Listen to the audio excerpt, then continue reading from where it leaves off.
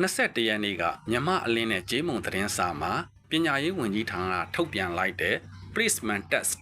အရန်ကောင်းတယ်ဘလို့ကောင်းတာလဲဆိုတော့2021-2022ပညာသင်နှစ်မှာစတွေကျွန်တော်တို့အရေးခင်းကာလ9နှစ်တွင်ကျောင်းပညာကောင်းကောင်းမသင်ကြားရသေးတဲ့ကလေးတွေ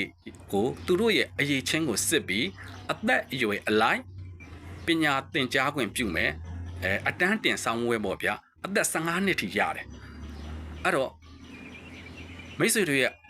အနားမှာရှိတယ်ဒီ9နှစ်တင်ကောင်းကောင်းပညာသင်ကြားခွင့်မရတဲ့ကလေးတွေကိုခုကျွန်တော်ပြောပြတဲ့သတင်းစကားလေးကိုတစ်ဆင့်လက်ဆင့်ကမ်းပေးလိုက်ကြပါသူတို့အတွက်အရန်အရေးကြီးပါတယ်သူတို့ဒီ placement test ဆိုတဲ့အထူးအစီအစဉ်ကိုကိုယ့်အသက်အရွယ်လိုက်ဝင်ရောက်ဖြည့်ဆို့ပြီးသွားလို့ရှိရင်အောင်မြင်တဲ့အတန်းမှာခုလာမဲ့2026-2029ပညာသင်နှစ်မှာကိုယ့်ရဲ့အရေးချင်းကိုယ့်ရဲ့အသက်အရွယ်နဲ့ကိုက်တဲ့အတန်းမှာစတင်တက်ရောက်ရပြီးတော့ပညာသင်ကြားရမှာဖြစ်ပါတယ်အရန်အရေးကြီးပါတယ်အဲ့တော့ကိုအနားမှာရှိတဲ့ကလေးတွေကိုလက်ဆင့်ကမ်းဖို့မမေ့ပါနဲ့အခုကျွန်တော်ပညာရေးဝန်ကြီးဌာနကထုတ်ပြန်ထားတဲ့သတင်းစကားတွေကိုကျွန်တော်ဖတ်ပြမယ်ဗျာမိတ်ဆွေတို့တခြားလေးနားထောင်ပြီးကြပါနော်ဘဝရည်မှန်းချက်တွေအောင်မြင်ဖို့အထူးအစီအစဉ်တွင်ပါဝင်ကြပါစို့ကျောင်းပြင်ပရောက်ကလေးများမူလာတန်းဆင့်နဲ့အလယ်တန်းဆင့်ကျောင်းသို့ပြန်လည်ရောက်ရှိရေး placement တက်အထူးအစီအစဉ်ဆောင်ရွက်ပေးပြီးယခုဆောင်ရွက်မိအစီအစဉ်သည်အခြေခံပညာကျောင်းများကိုယ်ပိုင်သို့မဟုတ်ပုဂ္ဂလိကကျောင်းများ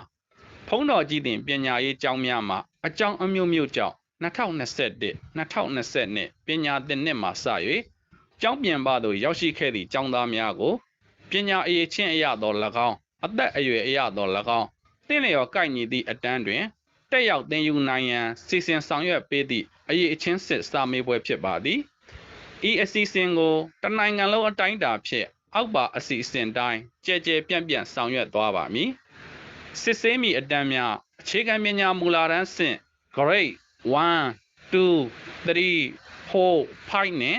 အခြေခံပညာအလယ်တန်းဆင့် grade 6 7 8စစ်ဆေးမီရဲ့15ရက်6လ2026ရက်နေ့မှာ20ရက်6လ2026ရက်နေ့ထိ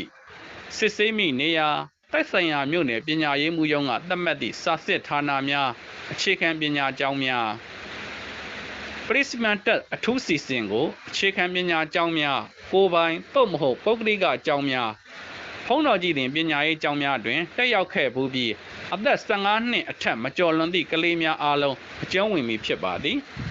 ဤစာမေးပွဲကိုဝင်ရောက်ဖြေဆိုမိကျောင်းပြင်ပရောက်ကလေးများသည်အသက်အရွယ်အရတက်ရောက်ရမည့်အတန်း၏တစ်ဆင့်နှိမ်အတန်းကိုဝင်ရောက်ဖြေဆိုရမည်ဖြစ်ပါသည်မိမိသဘောဆန္ဒအရအတန်းအဆင့်နှိမ်၏တက်လူပါကလည်းထိုအတန်း၏တစ်ဆင့်နှိမ်အတန်းကိုဝင်ရောက်ဖြေဆိုနိုင်ပါသည်အသက်အရွယ်အရဝင်ရောက်ဖြေဆိုရမည့်အတန်းနှင့်တက်ရောက်ရမည့်အတန်းသတ်မှတ်ချက်မှာအောက်ပါအတိုင်းဖြစ်ပါသည်ပြထားတဲ့ဓာတ်ပုံကိုတခြားဖတ်ကြည့်ကြပါခင်ဗျ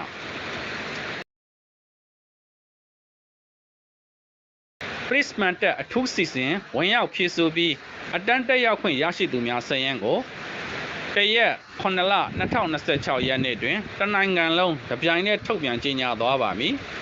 အတန်းတက်ရောက်ခွင့်ရရှိသူများက2026-2029ပညာသင်နှစ်မှာစ၍ပညာရေးဝန်ကြီးဌာနကဖွင့်လှစ်သည့်အခြေခံပညာကျောင်းများတွင်သာတက်ရောက်ခွင့်ရရှိမည်ဖြစ်ပါသည်2021-2022ပညာသင်နှစ်မှာစ၍အကြောင်းမျိုးမျိုးကြောင့်ကျောင်းပြင်ပရောက်ရှိနေသောအခြေခံပညာမူလာတန်းဆင့် grade 2မှ grade 5နှင့်အလယ်တန်းဆင့် grade 6မှ grade 9ကျောင်းသားများအတွက် placement test အထူးအစီအစဉ်ဖြည့်ဆို့ရန်လျှောက်လွှာခေါ်ယူခြင်း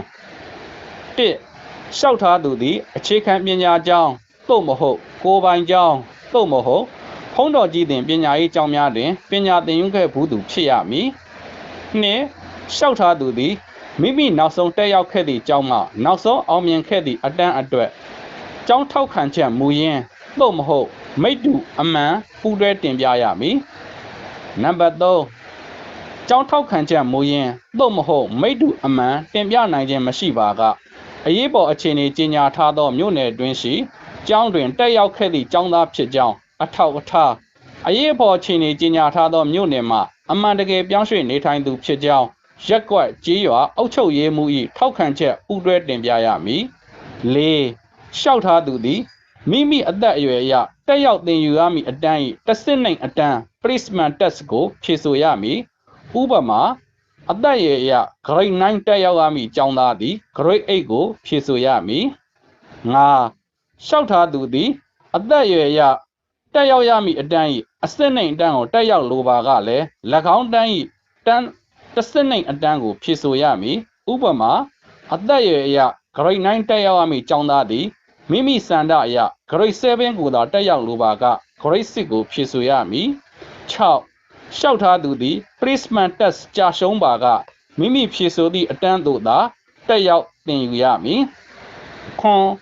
ဖြေဆိုလိုသောအတန်းနှင့်မွေးသက်ကြိအရာအသက်ကိုက်ညီမှုရှိရမည်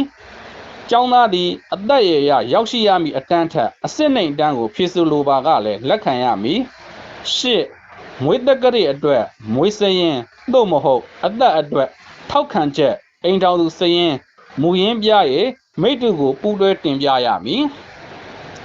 9မွေးစရင်သို့မဟုတ်အသက်အတွက်ထောက်ခံချက်အိမ်ထောင်သူစရင်မူရင်းတင်ပြနိုင်ခြင်းမရှိပါကအိမ်ထောင်သူစရင်မိတ္တူအမှန်သို့မဟုတ်ကျောင်းသား၏နိုင်ငံသားစစ်ဆေးရေးကဒ်ပြသို့မဟုတ်